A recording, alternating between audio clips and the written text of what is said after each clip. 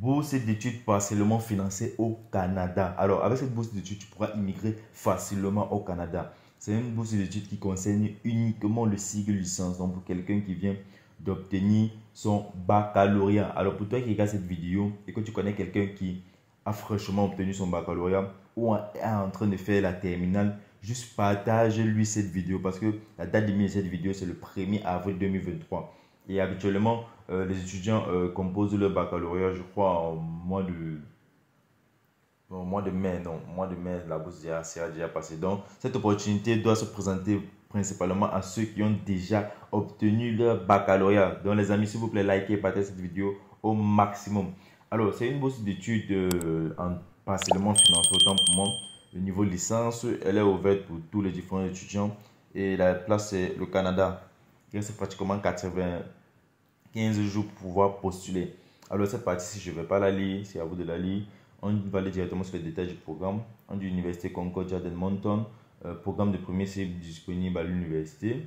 Nombre de subventions non spécifiées. Durée variable ouverte à tous les différents étudiants. Alors les avantages de la bourse d'entrée de l'Université de Concordia.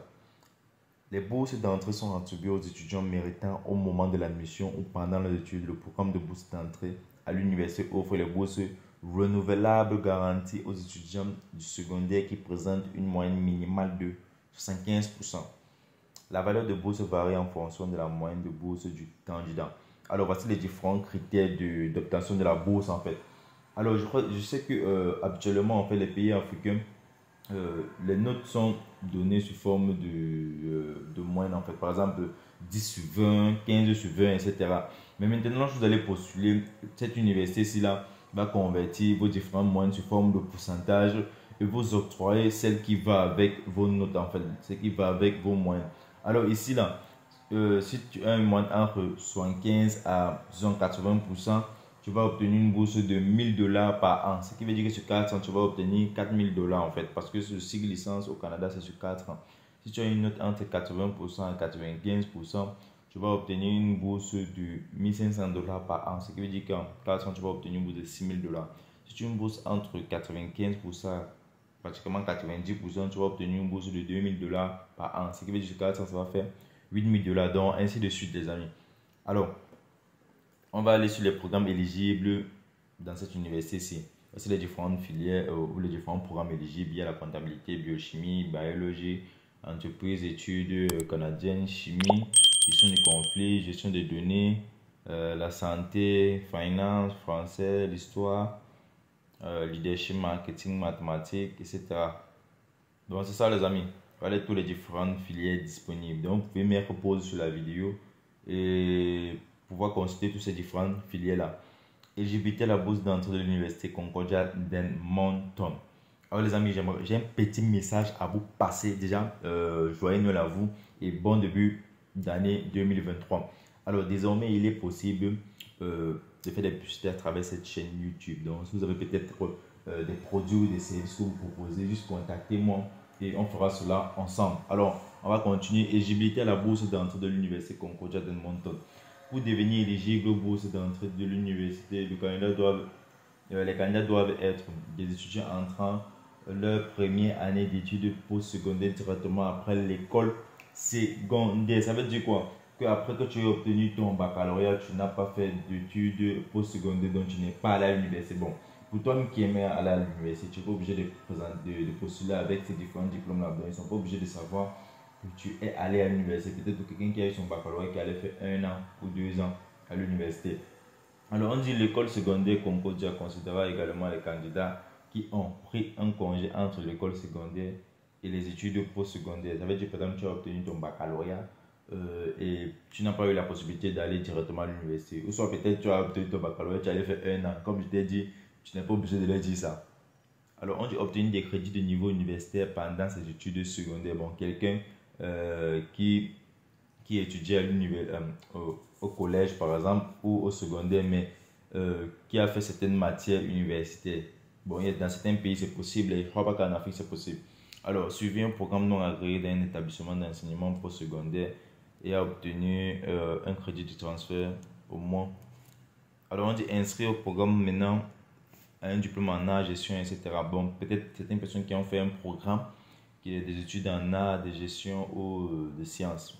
Vous aussi compléter votre dossier avec cela. Inscrire au moins à 80% d'une charge de cours complète 12 crédits à chaque semestre. Les récipiendaires dont l'inscription tombe en dessous minimum de 80% perdront immédiatement leur bourse. On dit ceci, les candidats qui se sont inscrits dans un établissement postsecondaire après avoir terminé leur études secondaires ne sont pas éligibles. Comme je l'ai bien dit, vous n'êtes pas obligé de les faire savoir que vous avez fait l'université après avoir obtenu votre baccalauréat en fait. C'est une personne qui ont fait un an. Alors, pourquoi étudier à l'université Concordia d'Edmonton? C'est une petite vidéo. Bon, je vais un peu la lire. J'espère qu'il n'y a pas de musique. Il n'y a pas de droit d'auteur à l'intérieur en fait. Scholarship and academic freedom, preparing students to be independent thinkers, ethical leaders for the common good. The Concordia University of Edmonton. Bon, voilà quelques images de l'université. C'est une vieille université fondée depuis. Donc, je crois que je vais arrêter la vidéo à ce niveau-ci. Pour vous qui aimez vraiment voir l'intégralité de cette vidéo, je vais vous mettre le lien et vous allez aller voir directement. Alors, je vais continuer, on va descendre. Comment postuler la bourse d'entrée de l'université Concordia d'Edmonton? C'est la partie la plus importante. On dit les candidats intéressés par ces programmes de bourse d'études de Nord-Amérique doivent contacter l'université et faire une demande d'admission à l'université et être admis dans le programme de leur choix. Lors de leur admission, ils seront considérés pour les bourses pour lesquelles ils sont éligibles. C'est la même chose qui est en train de vous dire, les amis. Aucune demande distincte n'est requise. Concordia identifie les étudiants éligibles tout au long du processus d'admission en choisissant parmi ceux qui soumettent le formulaire de demande d'admission et les relevés de notes finaux intérimaires avant la date limite appropriée. Les bourses éligibles reçoivent une lettre de notification d'offre de bourse préliminaire. Pour être considéré pour une bourse, vous devez faire une demande d'admission avant le 1er avril 2023 pour la rentrée de septembre. Pour en savoir plus sur la bourse d'entrée de l'université Concordia d'Edmonton pour étudier au Canada, veuillez visiter le site web de l'université et vous pouvez le contacter. Alors, comment le contacter? On va aller directement sur la page officielle. Vous allez voir les différentes informations. Pour certains d'entre vous qui avez des questions et que vous aimeriez que c'est l'université qui réponde directement, alors nous sommes sur la page officielle. Voilà, scholarship. Scholarship veut dire bourse d'études. C'est ça en fait en anglais, scholarships. Alors, voici même les différentes informations pour ce scholarship. On dit University Entrance Scholarship dans l'université d'entrée en bourse d'études. Category High School, Value Variable, Application Deadline Variable. On va aller voir les différentes informations. Voilà en fait ce que je vous disais. University Entrance Scholarship Levels, Award Average 95% or higher. Scholarship Value 5,000. Value for over 4 years is 20,000. Donc voilà en fait les différentes informations. Ici c'est encore plus explicite en fait. Si vous avez besoin qui comprennent l'anglais, venez directement ici. Parce que si vous traduisez cette page ici en anglais, il y a certains jours que vous n'allez pas comprendre en fait. Donc ne traduisez pas cette page. Il y a beaucoup d'entre vous qui ne comprenez pas l'anglais. Mais lorsque vous allez traduire une page de l'anglais au français, le contexte ne sera pas le même en fait.